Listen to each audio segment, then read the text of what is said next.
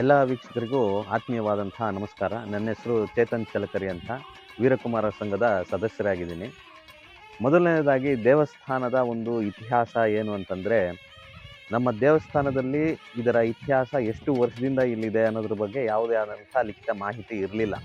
ಆದರೆ ಯಾವಾಗ 2004 2005ರಲ್ಲಿ ನಮ್ಮ ಒಂದು ಹೊಸ ಕುಂಭಾಭಿಷೇಕ ಆಯಿತು, ಆವಾಗ archaeology survey of India department ಅವರು, ಭಾರತದ ಪ್ರಾಚ್ಯವಸ್ತು ಇಲಾಖೆಯವರು ಎಲ್ಲ ಸೇರಿ ಅಧ್ಯಯನ ಮಾಡಿ ನಮ್ಮ ದೇವಸ್ಥಾನದ ವಾಸ್ತುಶಿಲ್ಪ, ಮೂಲ ಮೂರ್ತಿಗಳ ಒಂದು ಕೆತ್ತನೆ ವಿನ್ಯಾಸಗಳನ್ನು ಗುರುತಿಸಿ ಈ ದೇವಸ್ಥಾನದ ಇತಿಹಾಸ 1200 ವರ್ಷಗಳಿಗೂ ಹಳೆಯದಷ್ಟು ಇತಿಹಾಸ ಇದೆ ಅಂತ ಒಂದು ಸರ್ಟಿಫೈ ಮಾಡಿದ್ದಾರೆ. ಈ ದೇವಸ್ಥಾನವು ಮೊದಲನೇದಾಗಿ ನಮಗೆ ತಿಳಿದು ಬಂದಿರೋ ಹಾಗೆ ಗಂಗರ ಕಾಲದಲ್ಲಿ ಜೀರ್ಣೋದ್ಧಾರ ಆಗಿದೆ. ಇದಕ್ಕೆ ಸಾಕ್ಷಿಯಾಗಿ ನಮ್ಮ ದೇವಸ್ಥಾನದ ಗರ್ಭಗುಡಿಯ ಮುಂದಿನ ಒಂದು ಎಡಗಡೆಯ ಒಂದು ಪಿಲ್ಲರ್ ಮೇಲೆ ನೀವು ಅದರ ಆನೆಯ ಒಂದು ಲಾಂಛನವನ್ನು ಸಹ ನೋಡ್ಬೋದು. ತದನಂತರ ಪಲ್ಲವರ ಕಾಲ್ಯದಲ್ಲೂ ಸಹ ಇದು ಒಂದು ಜೀರ್ಣೋದ್ಧಾರ ಆಗಿದೆ. ಹಾಗಾಗಿ ಅವರು ಅವರ ಒಂದು ನಕ್ಷೆ ಆದಂಥ ರಾಜ್ಯಲಕ್ಷ್ಮಿಯನ್ನು ನಮ್ಮ ಗರ್ಭಗುಡಿಯ ಮೇಲೆ ಅವರು ಸ್ಥಾಪನೆ ಮಾಡಿರ್ತಾರೆ. ತದನಂತರ ಚೋಳರ ಕಾಲದಲ್ಲಿ, ವಿಜಯನಗರ ಕಾಲದಲ್ಲಿ, ತದನಂತರ ಮೈಸೂರು ಅರಸರ ಒಂದು ಕಾಲದಲ್ಲಿ ನಮ್ಮ ದೇವಸ್ಥಾನ ಜೀರ್ಣೋದ್ಧಾರ ಆಗಿದೆ. ಅದಾದ ಮೇಲೆ ನಮ್ಮ ಕೆಂಪೇಗೌಡರು ನಮ್ಮ ಒಂದು ಮೂಲ ಪೇಟೆಯನ್ನು ವಿನ್ಯಾಸ ಮಾಡಬೇಕಾಗಿತ್ತೆ. ಯಾಕಂದರೆ ಇದೆಲ್ಲ ಜನವಸತಿ ಕೇಂದ್ರ ಆಗಿರೋದ್ರಿಂದ ಅವರು ಸಹ ನಮ್ಮ ದೇವಸ್ಥಾನದ ಭಕ್ತರಾಗಿರೋದ್ರಿಂದ ಅವರು ನಮ್ಮ ದೇವಸ್ಥಾನವನ್ನು ಮೂಲವಾಗಿ ಇಟ್ಟುಕೊಂಡು 4 ಎತ್ತುಗಳನ್ನು 4 ಕಡೆ ಬಿಡ್ತಾರೆ. ಆ 4 ಎತ್ತುಗಳು ಎಲ್ಲೆಲ್ಲಿ ಹೋಗಿ ಅದು ನಿಲ್ಲುತ್ತೋ ಅಲ್ಲಿ ಅವರು ಒಂದು ಗಡಿ ಗೋಪುರವನ್ನು ನಿರ್ಮಾಣ ಮಾಡ್ತಾರೆ. ಆ ಗಡಿ ಗೋಪುರಗಳು ಯಾವ ರೀತಿ ಇರುತ್ತೆ ಅಂತಂದರೆ, ಒಂದೊಂದಕ್ಕೂ ಸಹ ನೀವು ಯೋಜನೆ ಹಾಕ್ಕೊಂಡ್ರೆ ಇಷ್ಟೇ ಕಿಲೋಮೀಟರ್ ಇರುತ್ತೆ, ಈಕ್ವಲ್ ಕಿಲೋಮೀಟರ್ಸ್ ಇರುತ್ತೆ. 14 ಕಿಲೋಮೀಟರ್ ಒಂದು ಕಡೆ ಇರುತ್ತೆ, 11 ಕಿಲೋಮೀಟ್ರು, 12 ಮತ್ತು 13 ಕಿಲೋಮೀಟರ್ಸ್ ಇರುತ್ತೆ. ಇದು ನಮ್ಮ ಕೆಂಪೇಗೌಡರು ನಮ್ಮ ದೇವಿಗೆ ಅವರ ಒಂದು ಭಕ್ತಿ ಸಮರ್ಪಣೆ ಮಾಡಿ ಬೆಂಗಳೂರನ್ನು ಕಟ್ಟೋದಕ್ಕೆ ನಮ್ಮ ದೇವಸ್ಥಾನ ಮೂಲ ಕಾರಣ ಆಗಿರುತ್ತದೆ. ತದನಂತರ ಎಲ್ಲ ಭಕ್ತರು ಸೇರಿ ನಮ್ಮ ದೇವಸ್ಥಾನಕ್ಕೆ ಒಂದು ಗೋಪುರವನ್ನು ನಿರ್ಮಾಣ ಮಾಡ್ತಾರೆ 1933ರಲ್ಲಿ. ಹೀಗೆ ನಮ್ಮ ದೇವಸ್ಥಾನದ ಒಂದು ಇತಿಹಾಸ ಏನಂತಾರೆ ಗಂಗರ ಕಾಲದಿಂದ ಕೆಂಪೇಗೌಡರ ಕಾಲದವರೆಗೂ ತಂದು ಮುಟ್ಟುತ್ತೆ. ವೀಕ್ಷಕರೇ, ಈಗ ಕರಗ ಶಕ್ತಿಯೋತ್ಸವದ ಹಿನ್ನೆಲೆ ಬಗ್ಗೆ ಸ್ವಲ್ಪ ಮೆಲುಕು ಹಾಕೋಣ. ಕರಗ ಶಕ್ತಿಯೋತ್ಸವದ ಹಿನ್ನೆಲೆ ನಮಗೆ ಮಹಾಭಾರತದ ಒಂದು 17ನೇ ಪರ್ವ ಏನಂತಿದೆ, ಮಹಾಭಾರತ 17ನೇ ಪರ್ವ ಸ್ವರ್ಗಾರೋಹಣ ಪರ್ವ. ಈ ಸ್ವರ್ಗಾರೋಹಣದ ಪರ್ವದಲ್ಲಿ ಏನಾಗುತ್ತೆ ಅಂತಂದರೆ, ಎಲ್ಲ ಪಾಂಡವರು ದ್ರೌಪದಿ ದೇವಿ ಸಮೇತ ಸ್ವರ್ಗಾರೋಹಣಕ್ಕೆ ಹೋಗ್ತಾ ಇರ್ತಾರೆ. ಆ ಸ್ವರ್ಗಾರೋಹಣದ ಸಂದರ್ಭದಲ್ಲಿ ಸ್ವಲ್ಪ ದೂರ ಹೋದ ಸಂದರ್ಭದಲ್ಲಿ ದ್ರೌಪದಿ ದೇವಿ ಮೂರ್ಛಿತಳಾಗಿ ಬಿದ್ದಿರ್ತಾರೆ. ಆ ಮೂರ್ಛಿತಳಾಗಿ ಬಿದ್ದಂತಹ ದ್ರೌಪದಿ ದೇವಿಯನ್ನು ನೋಡಿದಂತಹ ಒಬ್ಬ ರಾಕ್ಷಸ, ಅವನ ಹೆಸರು ತಿಮಿರಾಸುರ. ಈ ಒಂದು ದ್ವಾಪರ ಯುಗದಲ್ಲಿ ಏನಿದೆ, ಎಲ್ಲ ರಾಕ್ಷಸರನ್ನು ಸಂಹಾರ ಮಾಡಿರ್ತಾರೆ. ಆದರೆ ಒಬ್ಬ ರಾಕ್ಷಸ ಉಳ್ಕೊಂಡಿರ್ತಾನೆ, ಅವನೇ ತಿಮಿರಾಸುರ. ಈ ಒಂದು ತಿಮಿರಾಸುರದ ಒಂದು ಕತೆ ನಮಗೆ ಕಲಿಯುಗದಲ್ಲೂ ಒಂದು ಪಾಠ ಆಗಬೇಕು ಅಂತ ಈ ಒಂದು ಸೃಷ್ಟಿಯಾಗಿರುತ್ತೆ. ಇಲ್ಲಿ ತಿಮಿರಾಸುರ ದ್ರೌಪದಿ ದೇವಿಯನ್ನು ಛೇಡಿಸಿದಾಗ ದ್ರೌಪದಿ ದೇವಿಗೆ ಏನು ಮಾಡಬೇಕು ಅಂತ ತೋಚೋದಿಲ್ಲ. ಆಗ ದ್ರೌಪದಿ ದೇವಿ ಕೃಷ್ಣ ಅಂತ ಕೂಕೊಳ್ತಾಳೆ. ಆ ಕೃಷ್ಣ ಅಂತ ಕೂಕೊಂಡಂಥ ಸಂದರ್ಭದಲ್ಲಿ ಆ ಕೃಷ್ಣನು ಪ್ರತ್ಯಕ್ಷ ಆಗಿ, ದ್ರೌಪದಿ, ನೀನೇ ಆದಿಶಕ್ತಿ ಸ್ವರೂಪಿಣಿ, ನೀನು ಮಹಾಭಾರತದ ಒಂದು ಸಮಯದಲ್ಲಿ ನೀನು ನನ್ನ ಮಕ್ಕಳಾಗಿರುವಂಥ ಯಾರಿಗೂ ಒಂದು ವರವನ್ನು ನೀಡಿರ್ತೀಯ, ಆ ಒಂದು ವರನ ನೀನು ನೆನೆಸ್ಕೋ ಅಂತ ಹೇಳ್ಬಿಟ್ಟು ಶ್ರೀಕೃಷ್ಣ ಅದೃಶ್ಯನಾಗ್ತಾನೆ. ಆಗ ದ್ರೌಪದಿ ದೇವಿಯು ಆದಿಶಕ್ತಿ ರೂಪವನ್ನು ತಾಳಿ ಆ ಒಂದು ಮಾನಸ ಪುತ್ರರನ್ನು ಸೃಷ್ಟಿ ಮಾಡ್ತಾಳೆ ತಮ್ಮ ತೋಳುಬಳೆಗಳಿಂದ. ಆ ಒಂದು ಪುತ್ರರು ಯಾರು ಅಲ್ಲ, ಅವರೇ ವೀರಕುಮಾರರು. ಆ ಒಂದು ವೀರಕುಮಾರರು ಎಲ್ಲರೂ ಸೇರಿ ಆ ತಿಮಿರಾಸುರನನ್ನು ಸಂಹಾರ ಮಾಡ್ತಾರೆ. ಆ ಸಂಹಾರ ಮಾಡಿದಂಥ ಒಂದು ಪ್ರತೀಕವೇ ಕರಗ ಶಕ್ತಿಯೋತ್ಸವ. ವೀರಕುಮಾರರು ಆ ತಿಮಿರಾಸುರನನ್ನು ಸಂಹಾರ ಮಾಡಿದ ಬಳಿಕ ದ್ರೌಪದಿ ದೇವಿಯು ಅದೃಶ್ಯರಾಗಿ ಹೋಗ್ತಾ ಇರ್ತಾರೆ.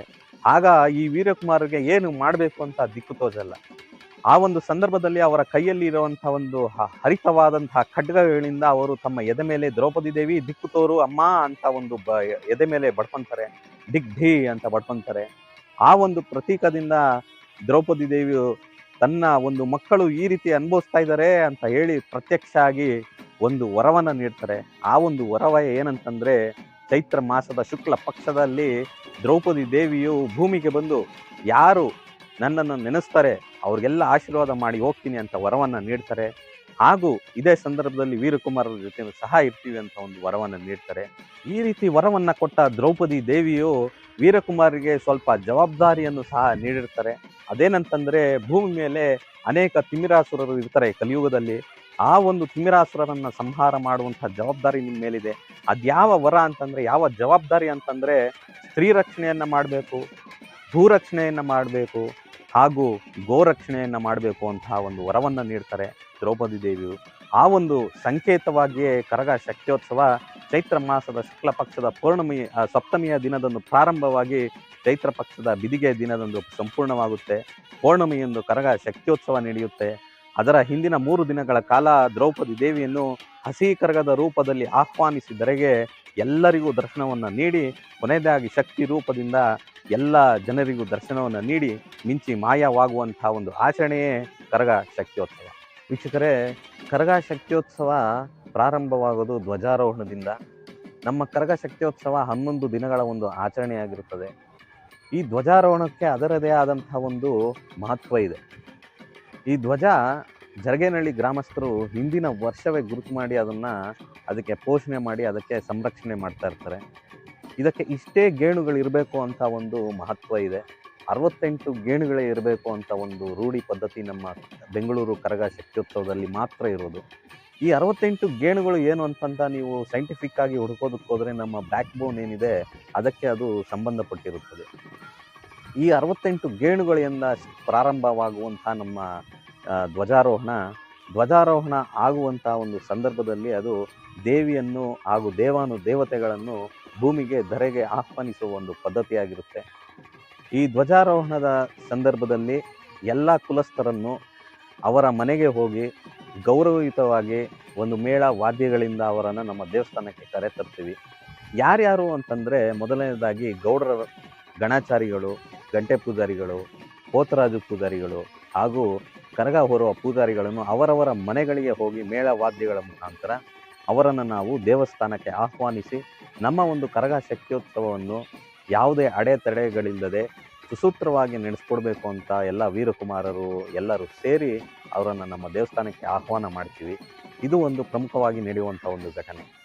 ತದನಂತರ ನಮ್ಮ ಮದುವೆಗಳಲ್ಲಿ ಯಾವ ರೀತಿ ನಾವು ಮೊಳಕೆಯನ್ನು ಹಾಕ್ತೀವಿ, ಎಲ್ಲ ಸಿರಿ ಧಾನ್ಯಗಳಿಂದ ನಾವು ಏನು ಮೊಳಕೆ ಹಾಕ್ತೀವಿ, ಆ ಒಂದು ಮೊಳಕೆಯನ್ನು ಸಹ ಹಾಕಿ ಧ್ವಜಾರೋಹಣಕ್ಕೂ ಮುಂಚೆ ಎಲ್ಲ ಮುತ್ತೈದೆಯರು ಆ ಒಂದು ಮೊಳಕೆಗೆ ಅದಕ್ಕೆ ಆ ಸಿರಿಧಾನ್ಯಗಳನ್ನು ಹಾಕಿ ಅದನ್ನು ಪೋಷಣೆಯನ್ನು ಮಾಡ್ತಾರೆ. ಇದು ಒಂದು ಗೌಪ್ಯವಾಗಿ ನಡೆಯುವಂಥ ಒಂದು ಆಚರಣೆಯಾಗಿರುತ್ತೆ. ತದನಂತರ ಪೂಜಾರಿಗಳು ಆ ಒಂದು ಬಿದಿರಿನ ಕಂಬ ಏನಿದೆ ಆ ಕಂಬಕ್ಕೆ ಅಭಿಷೇಕವನ್ನು ಮಾಡ್ತಾರೆ, ಅದಕ್ಕೆ ಮಂಗಳಾರತಿಯನ್ನು ಮಾಡ್ತಾರೆ. ಅದಕ್ಕೂ ಮುಂಚಿತವಾಗಿ ದೇವಸ್ಥಾನದಲ್ಲಿ ಪುಣ್ಯಾಹ ನಡೆಯುತ್ತೆ. ದೇವಸ್ಥಾನದ ಗರ್ಭಗುಡಿಯಲ್ಲಿ ಪುಣ್ಯಾಹ ಹಾಗೂ ಹೋಮ ಹವನಗಳು ನಡೆಯುತ್ತೆ. ಅದಾದ ಮೇಲೆ ಆ ಒಂದು ಧ್ವಜಾರೋಹಣ ನೋಡಬೇಕು. ನೀವು ಯಾವ ರೀತಿ ಇರುತ್ತೆ ಅಂತಂದರೆ ಎಲ್ಲೂ ನೀವು ಅದನ್ನು ನೋಡೋದಕ್ಕೆ ಸಾಧ್ಯ ಇಲ್ಲ. ಅಷ್ಟು ವಿಜೃಂಭಣೆಯಿಂದ ಧ್ವಜಾರೋಹಣ ಆಗುತ್ತೆ. ಹಾಗೂ ಧ್ವಜಾರೋಹಣ ಆದ ನಂತರದಲ್ಲಿ ದೇವಿಯು ಪಟ್ಟಕ್ಕೆ ಏರುತ್ತಾರೆ ಅಂತ ಒಂದು ನಂಬಿಕೆ ಇರುತ್ತದೆ.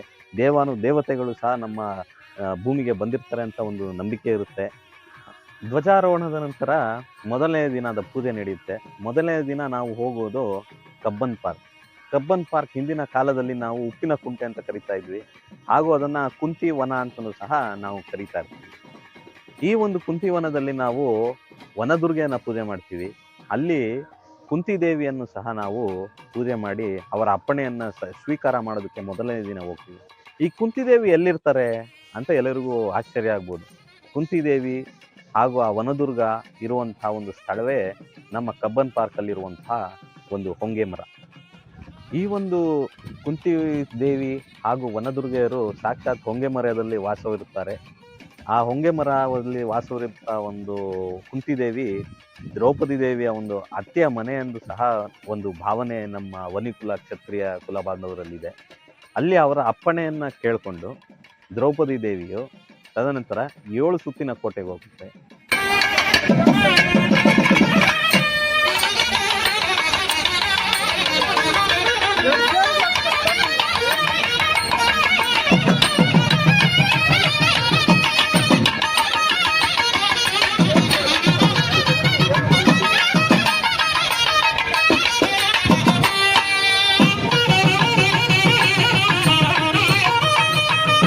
ಏಳು ಸುತ್ತಿನ ಕೋಟೆಯಲ್ಲಿ ಆದಿಶಕ್ತಿಯನ್ನ ಅಲ್ಲಿ ಪೂಜೆಯನ್ನ ಮಾಡ್ತಾರೆ. ಅದು ಬಂದು ದ್ರೌಪದಿ ದೇವಿಯವರ ಒಂದು ತವರು ಮನೆ ಆಗಿರುತ್ತೆ. ತದನಂತರ ಅಲ್ಲಿ ಪೂಜೆಯನ್ನು ನೆರವೇರಿಸಿ ನಮ್ಮ ಕರಗದ ಪೂಜಾರಿಗಳು ದೇವಸ್ಥಾನಕ್ಕೆ ಹಿಂದಿರುಗುತ್ತಾರೆ. ಆ ದೇವಸ್ಥಾನ ಯಾವುದೇ ಒಂದು ನಿಮ್ಗೆ ಆಶ್ಚರ್ಯ ಆಗ್ಬೋದು, ದೇವಸ್ಥಾನ ಬಂದು ಅದೊಂದು ಸ್ವರ್ಗ ಇದ್ದಂಗೆ. ಸ್ವರ್ಗ ಅಂತಂದರೆ ಅದು ಅವರ ಗಂಡನ ಮನೆಯಾಗಿರುತ್ತೆ. ಅದಕ್ಕೆ ಅಲ್ಲಿ ಮೂಲವಾಗಿ ಧರ್ಮರಾಯ ಸ್ವಾಮಿ ಹಾಗೂ ಕೃಷ್ಣಸ್ವಾಮಿ ಮಾತ್ರ ಅಲ್ಲಿ ಪ್ರತಿಷ್ಠಾಪನೆ ಆಗಿರೋದಕ್ಕೆ ಇದೊಂದು ಸಾಕ್ಷಿಯಾಗಿರುತ್ತೆ.